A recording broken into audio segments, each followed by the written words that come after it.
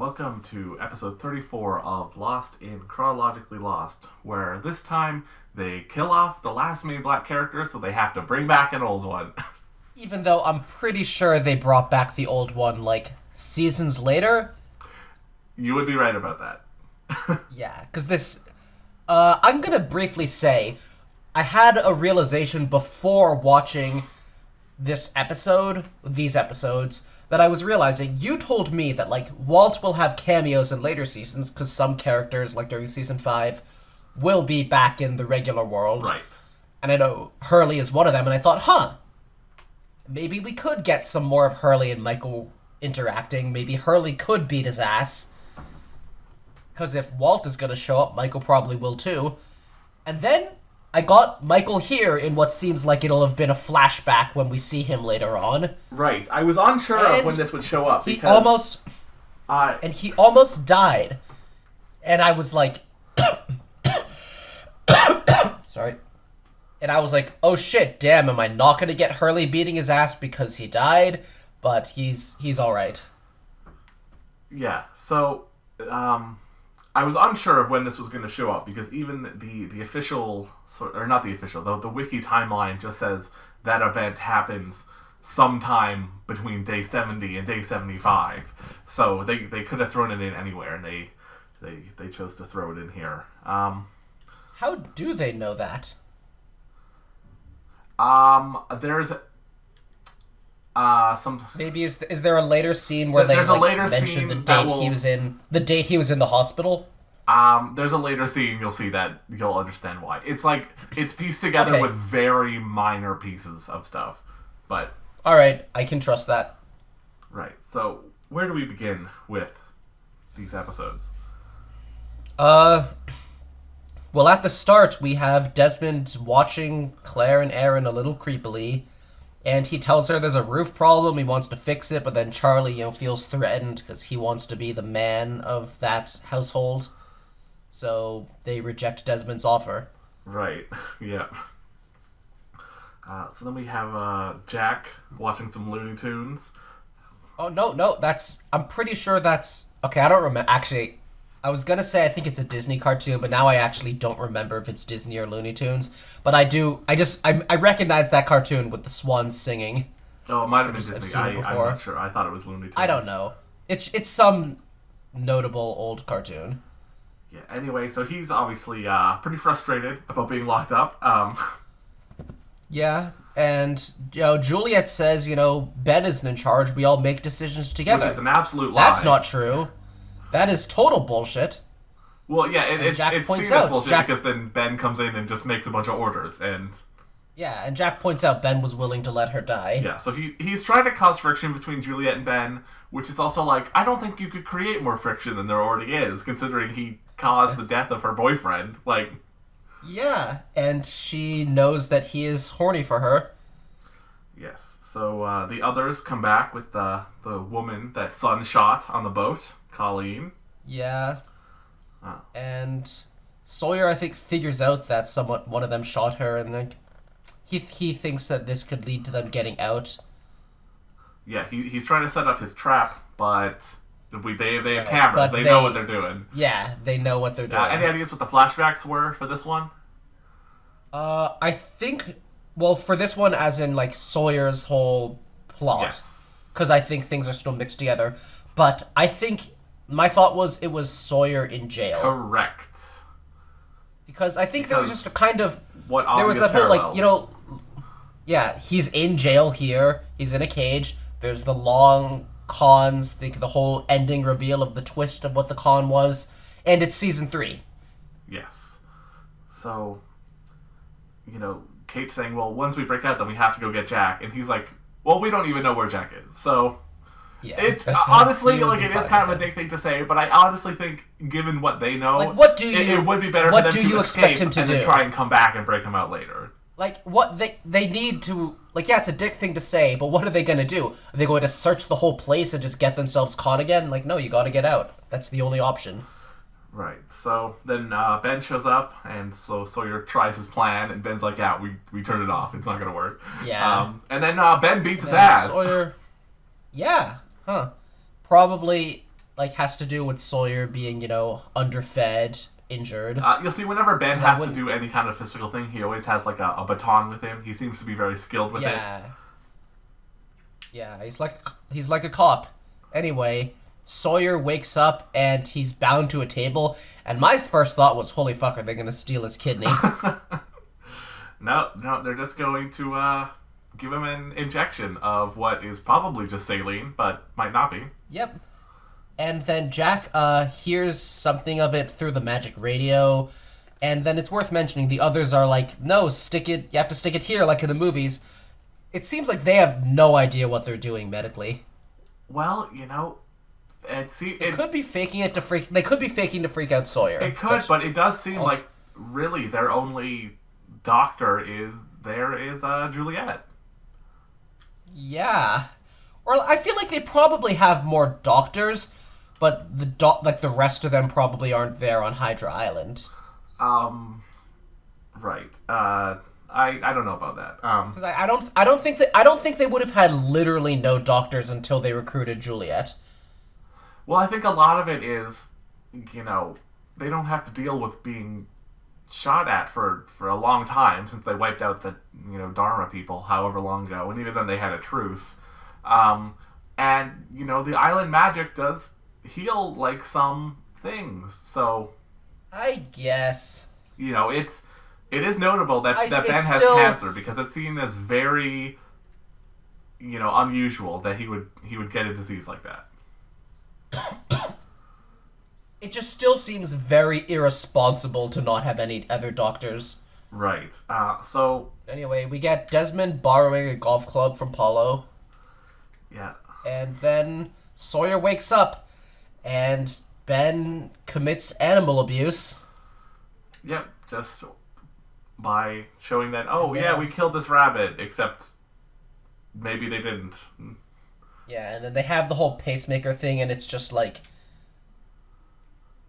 I don't know, just given their level of tech, I don't think they have a pacemaker thing.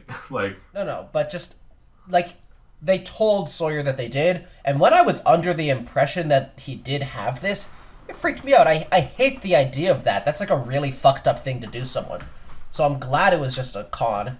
It's like the reverse of those couple Jason Statham movies, where in those ones, he has to keep doing things to keep his heart rate up or he'll die.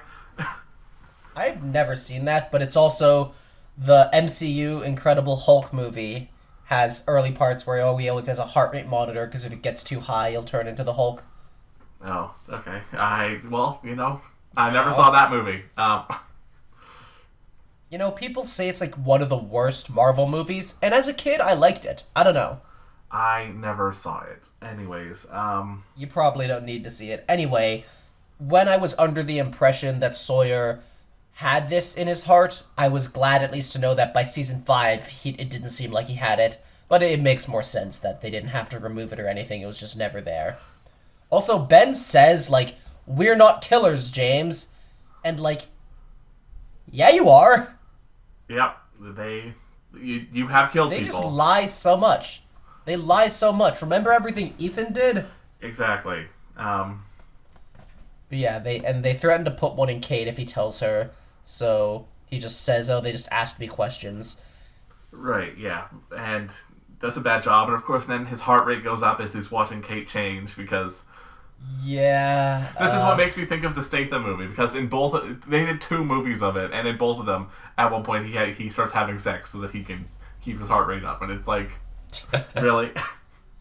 Yeah. And then I feel like he kind of lashes out at her when she asks what the deal is, and it just felt to me like one of the a plot device they put in to make her resent him, when I'm just like, why does she not already resent him?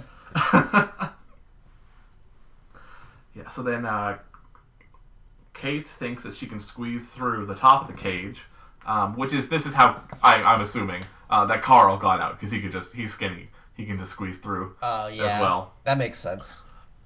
Oh yeah, I was asking about how Carl might have picked the lock before, and it's not that. Yeah, just squeeze right through. Yep. But Sawyer, because he knows they can't get out, he's just like, yeah, whatever. Yeah. And now Jack hears more through the magic radio, and then Juliet's here, and it's like, whose blood is that? He's like, don't worry, it's not Sawyer's blood, it's a surgery patient. And they need Jack to do the surgery, and I like, seeing Jack's skills of competency have to get used, and I kind of like that, like, this isn't something planned, but they just actually need him out of, it's necessity that they didn't expect. Right. So Sawyer and Kate, they can see Jack, but Jack can't see them, and they can't hear each other, so... Well, I think that Jack... Because they had the alarm on just so Jack wouldn't hear their shouts, but I think Jack turned his head a little, so he might have thought he heard something, but, wouldn't know. Right, so, Jack shows up, and, well, before he goes to go operate, he sees some of Ben's x-rays, he sees the x-rays. And he puts 2 and 2 together immediately. Yeah. Oh, yeah, he knows how to read those. Yeah, which is, I like that. But unfortunately, well, actually, I'm going to say fortunately, the surgery doesn't work and Colleen dies. I'm fine with that. Yeah, I mean, I like Jack's characterization that he just, put him in that situation, he'll try to save somebody. He is not going to just decide not to. And I like, seeing his competence. He, gives out all the orders. He knows what he's doing. That's always satisfying. And Juliet, so he finds out Juliet tried to do it but didn't do a good enough job, and he finds out there's, a wound behind the liver. And she flatlines, which I'm pretty sure isn't actually how those heart rate monitors work. But I've heard how they work, and apparently when it does, flatline, it does that for, 1 second, and then stops and plays, a little happy chime, and then just turns off. What? I heard it. It was that doesn't sound right, but... Anyway, so he's like, I need paddles, but they're broken because they don't have these incidents because the others are incompetent. And Jack does some really shitty compressions as usual, and then she dies. Yes, so then Danny is now even more angry than he already is. So, Yeah, I want to mention, like you said, she was one of the others, so you could just kind of be like, okay, a villain died, who cares? And, yeah, it's sad to see Jack fail to save someone, but who really cares about Colleen? But what I like is that I think this creates better drama for later, because if Jack just succeeded his first surgery, I feel like there wouldn't be as much tension going into him needing to succeed at his surgery with Jack. It's like, oh, he failed the first one, so then... I don't know, I watched this and I thought maybe they won't completely trust him to be good enough to do the next surgery, or maybe, he wants to prove that he can do it. I think that there's more variety if you see him fail this one, and then, then he has to succeed on the next one. Right, so Danny goes to go beat up Sawyer because he's big mad, and then we get a whole thing where Kate says that she loves him. He's a tough guy. And... Yes, and Danny's shouting do you love him? And it's like, what? Over the course of this, it feels like Danny starts to hate Sawyer more and more. And I get that Sawyer antagonized him a lot, but okay. Danny, it seems like he starts to just blame Sawyer for Colleen's death, but Sawyer did have nothing to do with that. Yeah, and... later on when they're talking about how Danny is ready to kill Sawyer, I'm just like, really, Danny? You should... Okay, I'm gonna extend an olive branch to Danny. I'm not. Fuck that bitch. No. You're about to agree with what I'm saying. It is very hard for Danny to work through this healthily because the others have the worst therapist ever. That is true. Their therapist is trash. So, of course, he's going to blame Sawyer when it isn't Sawyer's fault, because nobody's going to give him therapy and make him come to terms with it properly. Right, so then we have a whole thing where Kate, gets out of her cage, and she tries to get Sawyer to go, and then she says she doesn't love him, and this is how you stretch out a season, with love triangle shit. It's they need the whole, does she love him or does she not? And, I think this... I think the episodes we cover here, they're generally not bad, but, you could just kind of see how they kill time, because they don't contribute much to that much. I actually like the whole con thing. I like the reveal at the end that we'll get to, that they just tricked Sawyer, but it just feels okay, we had a whole episode about Sawyer thinking that they were going to kill him, and then it was just a trick, and it's what did this episode actually do for us? Not much. The most it gives in the end is, like, Sawyer knowing that they're on an island, and we didn't really need a whole episode for that. It's like, it's not a completely worthless plot in a vacuum, but it definitely feels like they needed to make plots to extend things. Right. So, Juliet and Jack talk, and he asks who the x-rays are for, but he realizes, oh, this is why you got me, because I have to go do a spine surgery. So he didn't figure out it's Ben, right? I don't think so, but he'll bluff that he knows it, and then Ben will immediately cave. So it's just because I watched the first episode yesterday and I watched the second one today, and in the second one there's that I was like, I just got confused. Like, wait, did Juliet tell him? I think it does make sense though for him to think that, because he's like, well, it's the leader. That's why it's so important. No, it makes sense. I couldn't remember at the time. Right. But anyway, so back on the beach, it turns out that Desmond built a lightning rod. So yeah, and I really liked seeing that, especially because they didn't over-explain it. They just showed it. They showed him asking about, like, the roof, and then he doesn't get to fix it, so he finds another way, and it's all because he knows lightning is going to strike. Yeah, so I thought it was really cool. And remember, he's looking at Claire and Aaron as he's doing this, and remember what Dream Boone said to Locke when he was trying to find someone to help, and he looked at Claire and Charlie. What did he say? He didn't say they're good. He says they'll be fine for a while. So it's like, Desmond can see the future, and we know from his flashback there that the universe has a way of course correcting even if you try and change it. Huh. That's a problem. Anyway, there's a thing I forgot to mention that I wanted to mention. It's that Juliet is, like, talking to Jack about Colleen's death, and Jack says she was basically already dead. There was nothing we could have done. And Juliet's like, are you just saying that to make me feel better? Because Juliet doesn't know Jack has terrible bedside manner. And as he says, he doesn't give a shit about making her feel better. And even if he did, he wouldn't have the words to say it anyways. Yep. So anyway, now we get something that I'm pretty sure shocked you, which is that we get scenes of Michael in New York. I figured out pretty fast that whenever we get future Michael stuff in season 5 or something, we'll get flashbacks of what happened to him. But I liked this. I mean, it was very sad to see him struggle like this, and honestly, just the... Honestly, I think the acting was really good here, because it just gave me the feeling of, is he gonna commit suicide? Like, well, he tries. He certainly tries. I know, it gave me, before we even see it, it just gave me that feeling, so I think the actor just really got through that was how Michael felt. But, I mean, I hate to see someone try to commit suicide, but I think writing-wise, this was a really good decision. Here's why. Because, like I said, at the end of season 2, you have Michael doing horrible things and getting rewarded for it. He gets what he wants. He saves himself and Walt. And that felt so strange.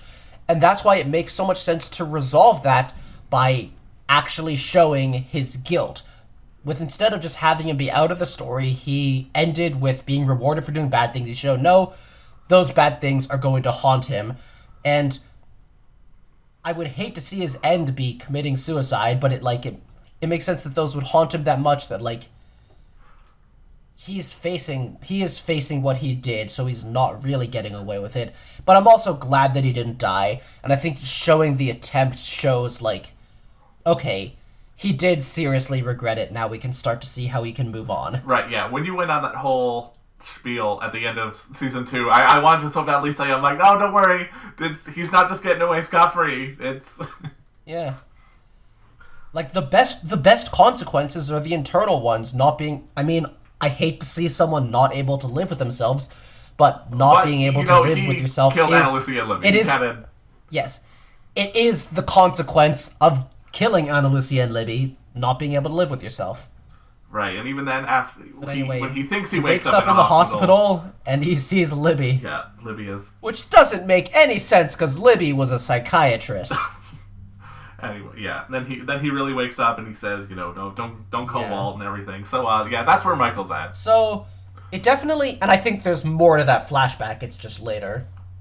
Right. But it definitely made me wonder, like...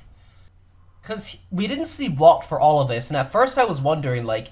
Did he give Walt to someone else? Like, did he have his mom take care of Walt because he couldn't handle it? And then, because I was wondering, like, wouldn't he not want to die because he knows Walt needs someone to take care of him? And then I started to think, maybe not.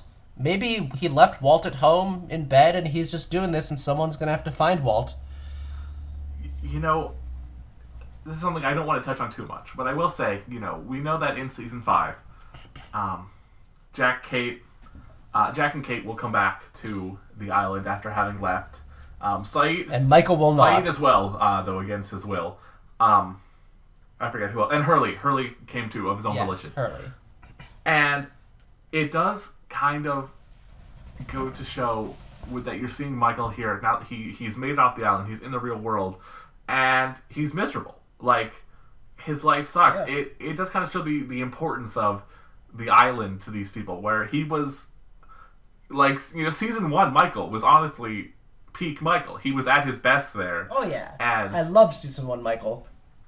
And now that he's off the island, he's at his absolute lowest. Like, it's interesting. It definitely makes... I mean, obviously the writers could write it any way they want, but it makes you think, what if Michael did come back to the island? Would he have ended up happier? Well, I have no idea what Michael would end up doing if he ended up with them in the 70s. Right, so back on Hydra Island, Ben takes Sawyer out of his cage and takes him up on a hike. Going for a walk. And Sawyer makes an of mice of men joke, and Ben doesn't get it because Ben is fucking with him, but Sawyer says, "You'd like it, puppies get killed."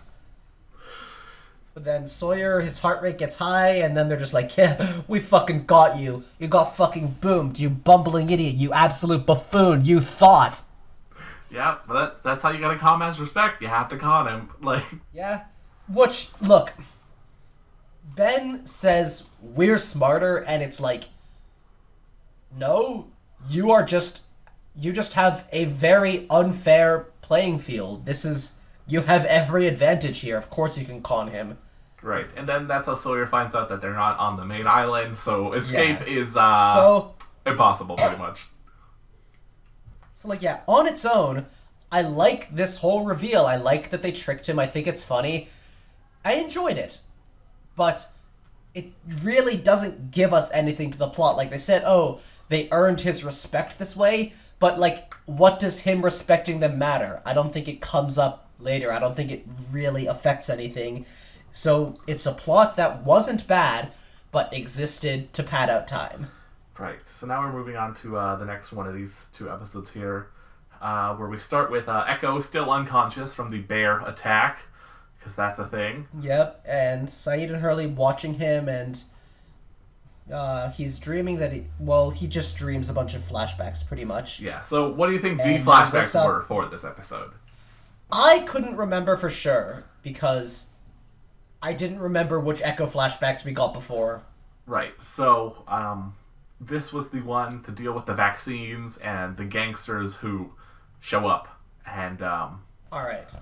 And then everything, which actually reminded me, because I had forgotten about this when the whole building a church subplot line showed up, is at the end of that flashback, they board up the church, and they say, it's been desecrated, and the woman says to him, you owe Yemi one church, which is kind of why, to retroactively explain why he was building it. Which I had completely forgotten. I was like, oh, right, yeah, that's why he was building it. I guess that's not bad, but it's also, I see why you'd forget that. Yeah. But then, Echo, so he dreams that he's got to go be judged, and he wakes up, and he mentions his brother, and then he disappears. As soon as I saw this, my gut told me that this would be another Killing Time episode conflict. And it sort of is, but it also has drastic consequences. Yeah. So then we get Jack doing pull-ups in his cell, which, Good for you, Jack. Yeah. So he asks Ben about the tumor and everything, which Ben immediately caves in, and Jack gets the confirmation that they are Ben's. Yeah. And I don't think Ben, like, denies it. He just, like, his reaction is so obvious. Right. So then we have the others who are having a funeral for Colleen, and they're apparently looking this up. They're apparently wearing like Hindu funeral garb, which is like that's weird. Because the Lost Raiders they're just throwing in everything. And they're like, we'll explain it later. Yep. And Ben asks Juliet why she showed Jack the X-rays, and like it was an accident. She didn't say that they were his. We have Locke. He wants to try and communicate with the others because, of course. And then we have Echo, fainting in the jungle and seeing visions of people from his past. And yeah, it's kind of whack that like without Jack and Kate there, now like the main decision-making squad is Locke, Saeed, Desmond, Charlie, Hurley. Right. So yeah, and then Locke is going, and he asks anybody who wants to come. And it's like, oh, well, Jack would just ask Saeed or Kate, and then he would just go. And I don't know, I think there's a level of hypocrisy here in how Locke handled the hatch with Boone. Right. So, I mean, Nikki and Paulo are tagging along. Just someone changing. For that whole thing. Yeah. Because we love seeing them do things. Yeah, and then Desmond's like, wow, what a coincidence that the plane landed right on the Pearl Station. Don't mistake coincidence for fate, which is... Yep. It's a very easy way to write your way out of things that don't make sense. Yep, but I like... Sometimes there are stories where the appeal is seeing all these crazy coincidences tied together. Oh, for sure. Like, some of the most fun things in the flashbacks were seeing how they were all tied together in these little ways. Or, like, do you know... I probably told you about it years ago, but did you hear about the show Dirk Gently's Holistic Detective Agency? I have heard about it, and that's it. It was like it's based off books from the author of The Hitchhiker's Guide to the Galaxy, and it's very Doctor Who like, but the entire premise is just this weird detective story where like it's in a universe where like everything is going to be weird, unexpected coincidences, and you're supposed to expect that, and it's really fun. Well, that's cool. Anyway, then we see the smoke monster like sneaking up on Echo. Yeah. And then Locke shows up across the river and they get together. And we get Juliet bringing Jack lunch, and she says, guess what it is? And he says, I'm not big on mysteries. He is in the wrong show. But that's why he's the man of science. Yeah. But it is a cheeseburger. And she claims that she did everything possible, like every single step of making it for him. Yeah, it's to me that's kind of read as like a weirdly flirty scene. I don't know if you saw it that way. Well, I didn't read it that way, but at the same time, well, like they later mention. Friendly. Yeah, but they also later mention like that they picked Juliet like, because the others. She has they picked Juliet for that. So I feel like Ben probably told Juliet like be friendly. By the way, that's never gonna come up again. Oh yeah, I saw that. I was just like, wow, that doesn't feel accurate. I know that Jack and Kate is gonna be a thing with like, I'm pretty sure like when they're during the 3 years, and also I know that Sawyer and Juliet is a thing. So that doesn't seem like it's gonna go anywhere. It at most seems like right around when they confirmed Sawyer and Kate, at least for now, they also. So you're like, ooh, what if Jack ends up with this person? But it won't happen. Right, so Ben does a thing where he's like, no, I want you to want to save my life. Where it's like, maybe treat them better, Ben. Like... They had this whole... Yeah! Imagine this scenario, okay? Imagine this wild scenario, okay? So... plane crashes. Ben does send his 2 people out because he made that in the heat of the moment. Instinct to go send them out, right? That's fine. Then he goes to McHale, and he gets the files. And he finds out that one of them is a spinal surgeon. Imagine he does this. He just goes to them, like, with the people and say, hey, we're here. We live on this island. We're all good. You guys need a way out. That's fine. And say even lets them leave on the submarine, which I know is against how Ben works because he wants people to stay on the Yeah. island. But Well, let's just say he lets all these thinking- the random background people leave because of whatever, and he keeps delaying it to like so that Jack is like leaving near the end, right? And he like strikes up a whole thing where they're giving them, you know, shelter and food and water and everything is fine. Or even like you don't even have to do that. I think And then that just be like, if you hey, just before you came- leave, can you do the surgery for me? I don't even think you need to like work Jack like that. I think that you could just like ask him, like as long as you come to him peacefully, you can just ask. Yeah, but when you set up a homicidal relationship between you two, it's gonna make it difficult for him to want to perform life-saving surgery on you. Like, Yeah. And I was thinking about it, and I think that, like, it seems to me like the others don't want people on their island. but then they also But don't want then- people to leave. Yeah. And I think the reason they don't want people to leave is that they don't want people to tell the world the island exists. But even So when they that's let Michael kind of leave, fair. they're like, one, like, first off, who's gonna believe you? Well, I and think two, there's how a difference. You can't even get there's a back. di- You can't even get back.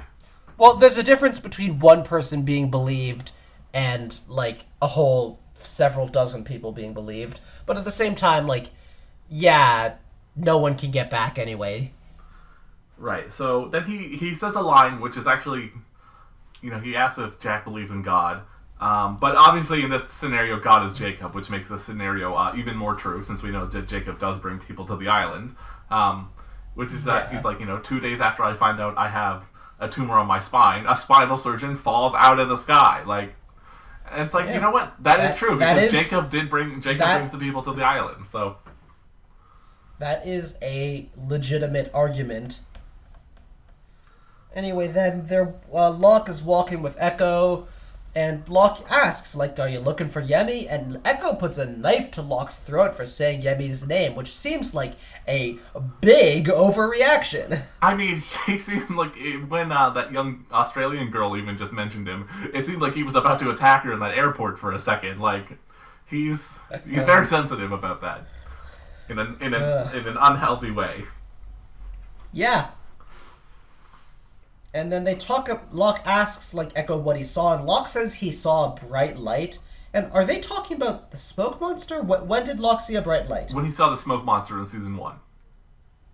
Really, he saw a bright light then. Yes, That's whack. it is. Anyway, the body's gone because I'm sure the smoke monster took it. Yep. And Locke gives Echo back his Locke necklace. gives him the crucifix. Well, yeah. And then we get they're in the Pearl. Yes. Yeah, and they're watching the video. And Nikki has to be the one to point out that there are 6 stations so that she can justify existing. And meanwhile, we split screen to Paulo taking the treasure out of the toilet, and it looks like it's whatever it is really small. I don't even see what it is. Did they not say what it is yet? I don't think so. I mean, do you care if I tell you? At this point, I've been going so long that I kind of do want to wait. Okay, I won't say. I'm pretty sure they mentioned it before, but I won't say then. Anyway, I think feel like this if is they the last If split they screen. mentioned it by now, I think if they mentioned it by now, I would have noticed. Well, they 'cause might I have would mentioned it need like to know. fucking 15 episodes ago, and you just anyway. I think this is the last split screen we get. Yeah, a great finale. Yeah. A Nikki and Paulo scene. Anyway, so then they activate the video, and we get the eye patch man looking into the camera, Kyle, so he knows and who he turns knows off what they're the doing. camera. And now Juliet is here to give Jack To Kill a Mockingbird to watch, but it's not To Kill a Mockingbird. It's a pretty smart way to try and get around this camera. So this is a great scene. I was very excited to watch this. So she says, I want to go this in a specific order. First, she starts talking, and then the video says, ignore everything I'm saying. And now let's first go through the signs that she shows on the video. The signs are Ben is a liar. I don't remember saying exactly, but Ben is a liar. He's very dangerous. Some of them want to change. It has to look like an accident. It has to look like they tried to save him. Juliet wants Jack to fail to save Ben. No one would know, and he would protect him. Now tell her to turn off the movie. That's all valuable information. And it definitely surprises me that I thought Juliet would want to escape along with Jack and everyone, but instead, no, she wants to get Ben killed. I think this is a scenario that she sees where she thinks, okay, there can be a change in leadership of the others, and the new leader would let me leave. Maybe. I honestly, it's a pretty smart play from her, I have to say. Yeah, I don't know. It's still taking a chance. But it's a huge risk, but it's all like, why not? I guess. But then, at the same time, I do know that like Ben's gonna live. For a moment, I was like, wait, does Ben live? Do I know that for sure? I know that Jack does the surgery, but do I know the surgery succeeds? Then I remembered Ben is the one who turned that wheel that one time, so he has to live. He has not turned the wheel yet. Yeah, but then, the other thing is, I want to go through everything she said, because she said on the sign, ignore everything she's saying. Now, I want to go through everything she said and think about what the opposite was. First of all, it was also he could save his life. Is that true? I'm not sure if that one counts. Then she says Ben is a great man, therefore Ben is not a great man. But then she says two things. You do have a choice, and I think she does mean that he has a choice, because he does. And she says free will is all we have. Again, I don't think she means the opposite but of that. But instead of the choice being do the surgery or don't, the choice is kill Ben or don't. Yeah, that's true. But then she says two more that I think she does mean the opposite. Doing the surgery is the right thing for him to do. I think she means that, as in, it will be the perfect opportunity. Doing the surgery to kill him will be the right thing to do. Okay, but then finally she says Ben does not deserve to live. But Ben deserves to live, so she means Ben does not deserve to live. Yeah. I don't think it was literally supposed to be like a coded message where each one was the exact opposite, but I just thought it was fun to look at it that way. Right. Anyway, now we get a pretty sad scene with Echo seeing Yemi again. And yeah, he goes into a flower field, and Yemi asks if he's ready, and Echo asks for forgiveness, but he has not sinned. And I really liked this. I thought the whole thing... He says, I don't ask for forgiveness because I have not sinned. Oh, you don't ask I only did what I had to do. Yes. I thought this whole episode was going to be that very Christian thing. He would ask for forgiveness, and he would get his redemption. And then, no, it was this, and I thought this was a really cool worldview that made sense for what Echo would believe. He killed someone to save his brother's life. He's not sorry for that. He didn't ask for this life, but he did his best. And, that's cool. I respect that. He did what he had to do. Better choices weren't available to him. And then the smoke monster kills him. Yep. So, here's the thing. Echo was supposed to be insanely important to this show. They wanted him to go to the very end of the show. The dynamic between Echo and Locke was supposed to be so important. That's why their first meeting is portrayed so with weird dramatic and everything. And then the actor didn't like being so far away from home in Hawaii. Damn. So he asked to be written, which is also why he only appears in one other episode this season, and it's only for 2 minutes when he gets pulled out of a bear cave, and that's it. Yeah. Man, it's look, it's better than Shannon, because he at least got an ending where he had come to terms with everything he did. Shannon just got shit on. Shannon got halfway through her character development arc. Yes. But it definitely felt like there was more we could do with Echo, and it felt like Echo they planned for Echo to be It just so felt like huge. It just felt like there was a lot of setup, and it just didn't go anywhere. It's I guess this could conclude his character arc, but it's not as good as Ana Lucia's conclusion to her character arc, that's for sure. But that's because Ana Lucia's was planned. One season done. Yes. Echo was planned for multiple seasons. Yeah, and Echo is just it's there were just so many scenes where it just gave a feeling of Echo is gonna do a lot. Echo has all as I said, they planned for more with Locke, and it definitely felt like that. Echo had a worldview about the island and its magic and its importance, and that worldview was not resolved yet. His own personal stuff here was resolved in that, okay, he came to terms with what he had done, he didn't need forgiveness, but then, what his views contributed to the themes of the shows as a whole, that was not resolved at all.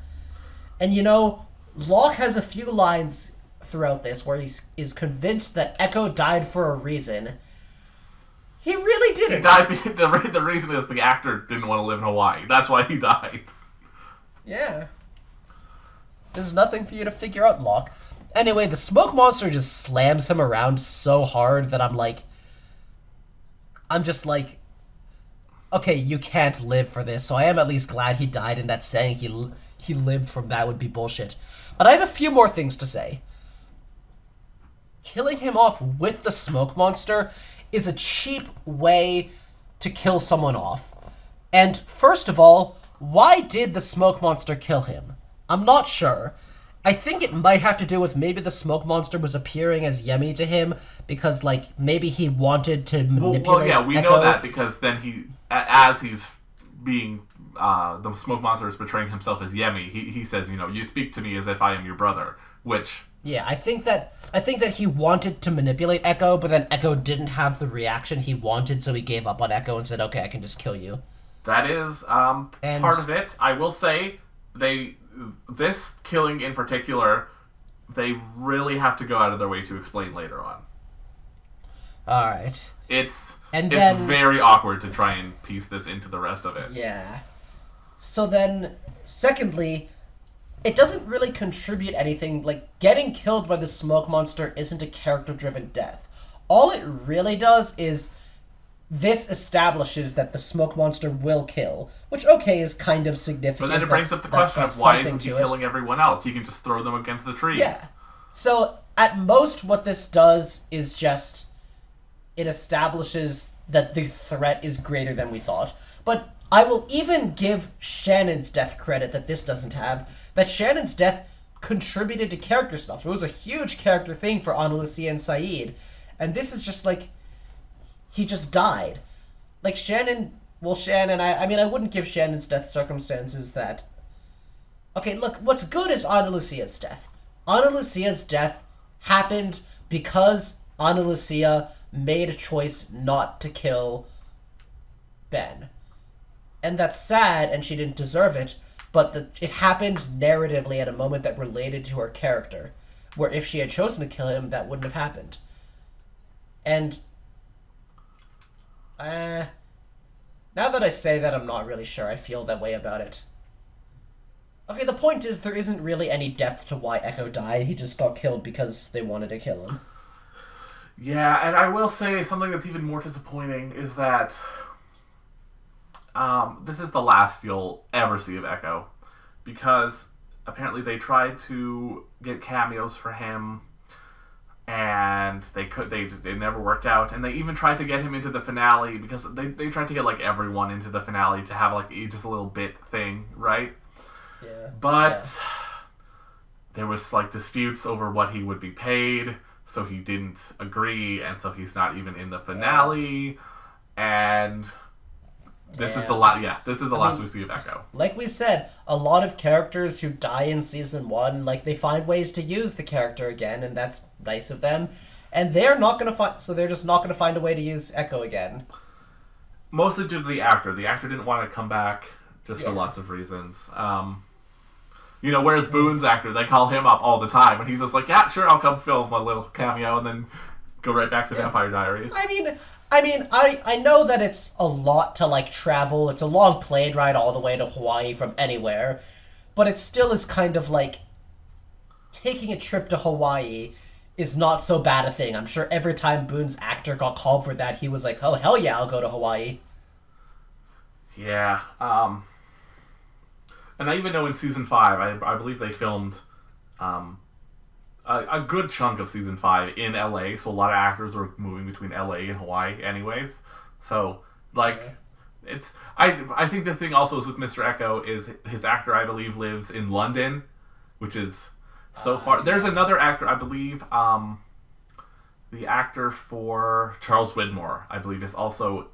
He's from New Zealand. That makes sense. But he mostly does... Huh. Yeah, he's doing a fake English accent. And at one point, they needed a scene with him that was so important that they did fly a skeleton crew out to London because he was in the middle of like a theater production just to get one scene with him, and then they flew out again. But Damn. Yeah. Anyways, as Echo dies, he says, "You're next," to Locke. I'm going to tell you, this makes no fucking sense. I don't know why he said that. Yeah. I was really hoping that he would whisper something important. Because that would just be cool. And he didn't. He didn't even say it was the smoke monster, although Locke figured it out. Yeah. So then we get Sawyer and Kate, I don't know. They talk a bit, I don't think anything was worth mentioning. She wants a fish cake, I don't know. Then Jack is looking at the medical data for Ben, and he says, like, yeah, this is borderline inoperable. In a week it'll be totally inoperable. You're screwed. And Jack's like, I didn't agree to do the surgery. I just want you to understand how you'll die. That's kind of metal. And then even cool. More metal is, Ben says, I'm disappointed. And he goes, well, you won't be disappointed for very long. Which is, ooh, savage. Yep. I love Savage Jack.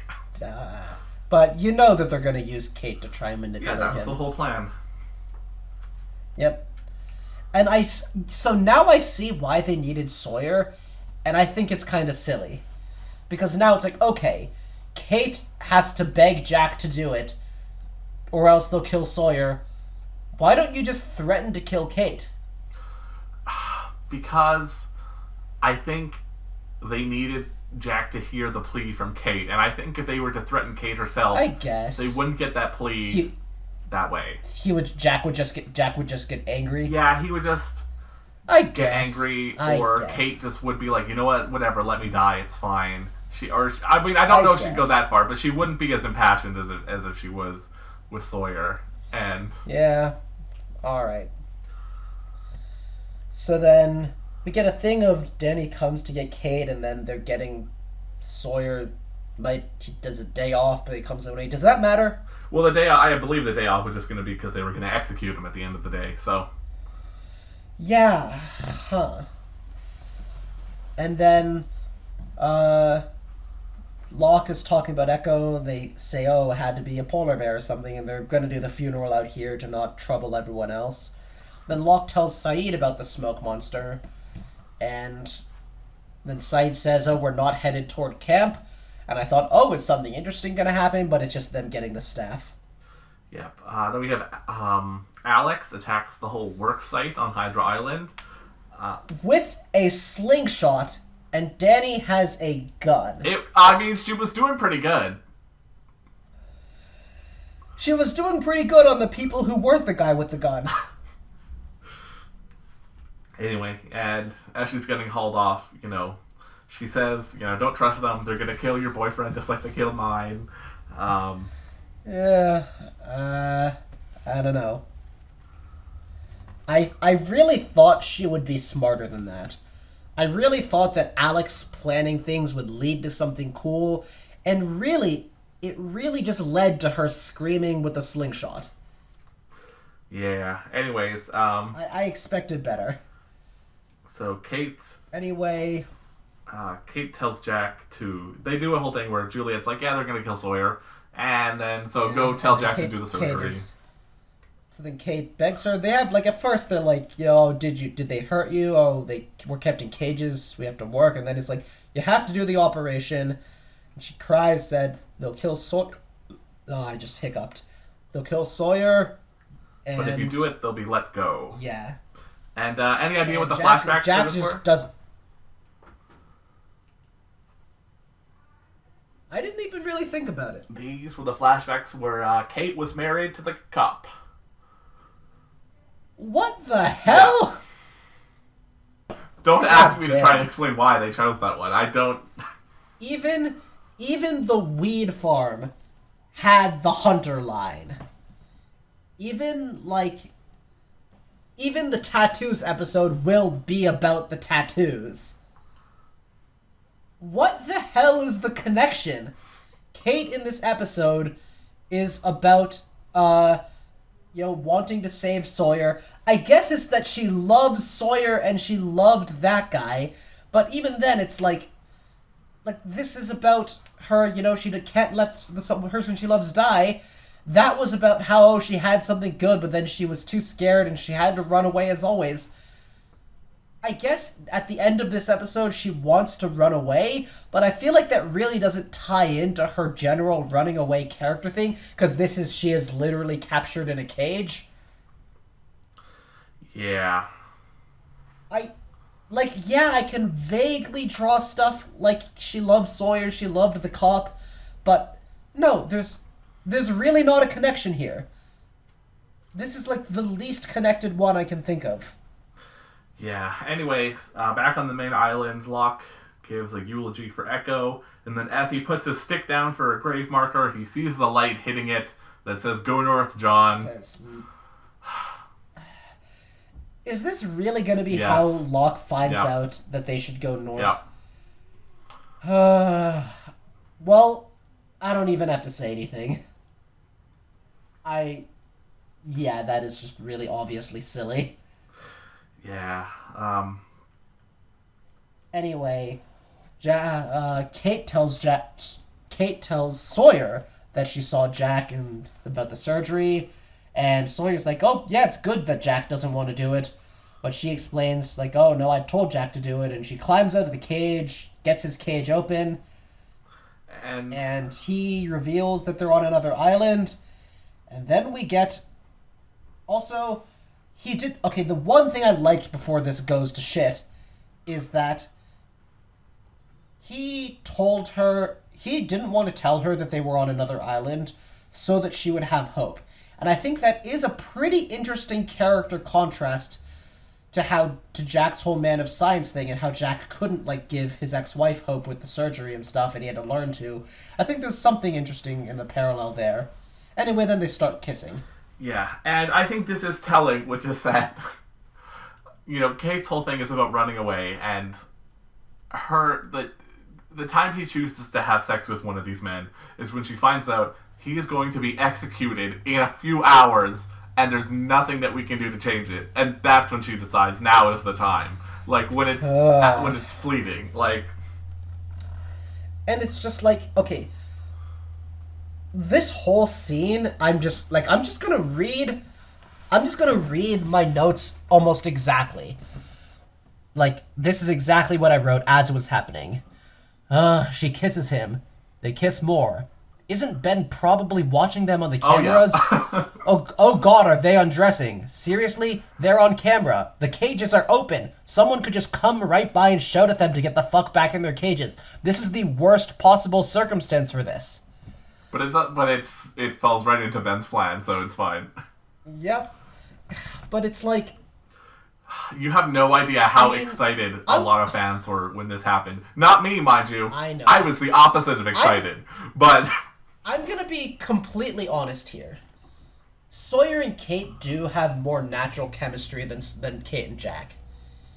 Kate and Jack's isn't great. But as a character... Sawyer still does not deserve this, and yeah. Kate liking him still makes no sense. Yeah.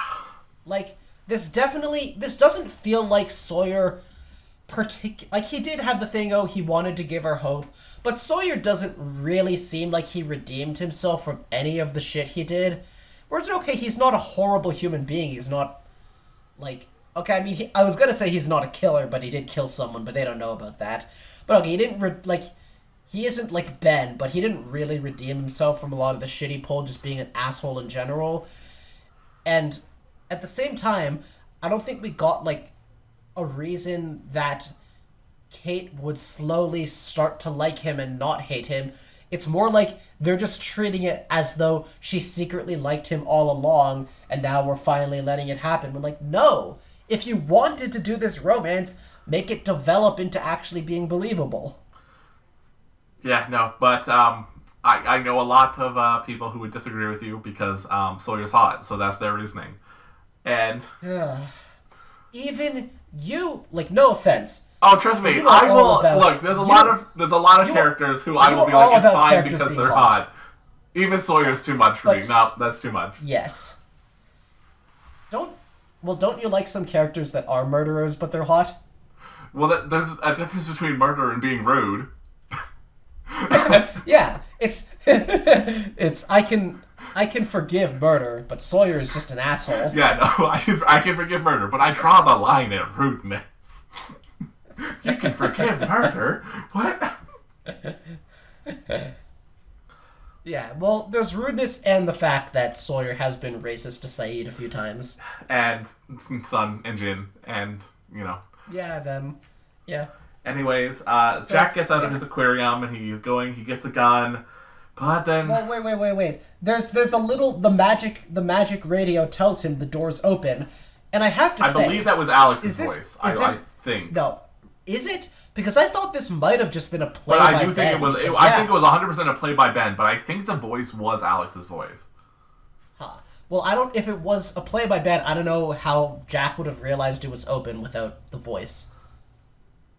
Yeah. Yeah, he gets the guns. My only thought when he grabs a gun is, don't get one gun, get two guns. But it doesn't matter because he sees the camera feed of Kate and Sawyer, and then it's like, hey, yeah, so I'll do the surgery because I need to get off this island.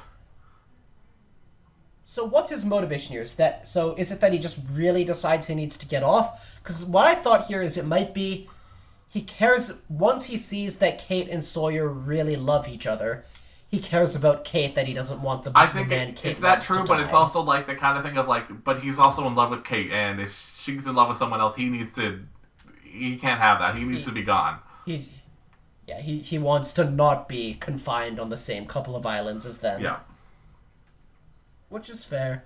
And in the end, it's not shocking that Jack would decide he will save someone. He just has that fundamental drive, and I respect that. I liked earlier the way that, earlier when Jack was willing to let Ben die, I liked that because, Jack is about saving people, but he's a surgeon, he's not a superhero. He doesn't have, a code of honor that he must always save everyone. It's his instinct to do it. So I like that he was willing to say, no, you're gonna die, Ben, but he's also, in the end, he does have that instinct to save people. Yeah. So,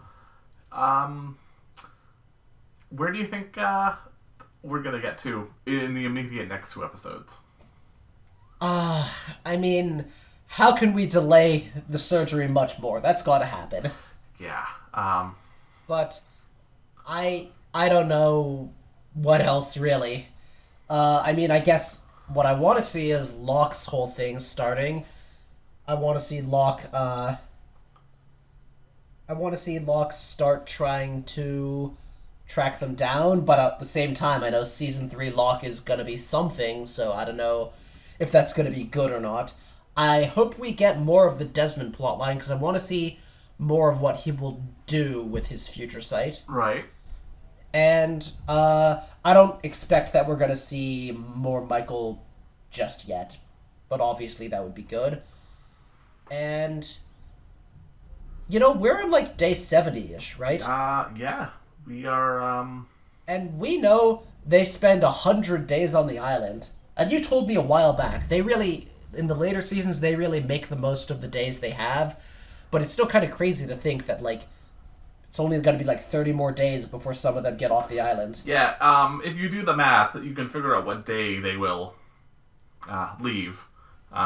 Which is, do you want me to tell you it is just basic math? What? Christmas Day. Ha! Yeah. So that's fun.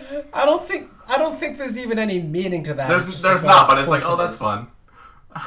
Of course, yeah, of course. Did they pick the original day knowing that was 100 days away? No, the original day was the same day that the pilot episode aired. Okay. So yeah, it's just a happy coincidence. Yep. Well, anyway, I want to see the surgery, but I don't think that they're going to let Jack go yet, is the thing. So we still got to have that rescue arc, and I do want to see the rescue, even if I don't know how I feel about the Season 3 Locke you've hyped up. So he is, he's very close to doing some of the shit that makes me not like him. So. Yeah. Well, I don't think I really have anything more to say as a prediction. There's not that much to predict when they tell us what Jack is going to do the next morning. Yes. So, And also, of course, I think you put Jack at the surgery table in the operating room. He's gonna do that surgery, right? He's not gonna be able to kill the person. Yeah. So, I hope you will join us next time, where we will be in our 35th episode. I don't know why that seems important to me, but it does. So I hope you join us then.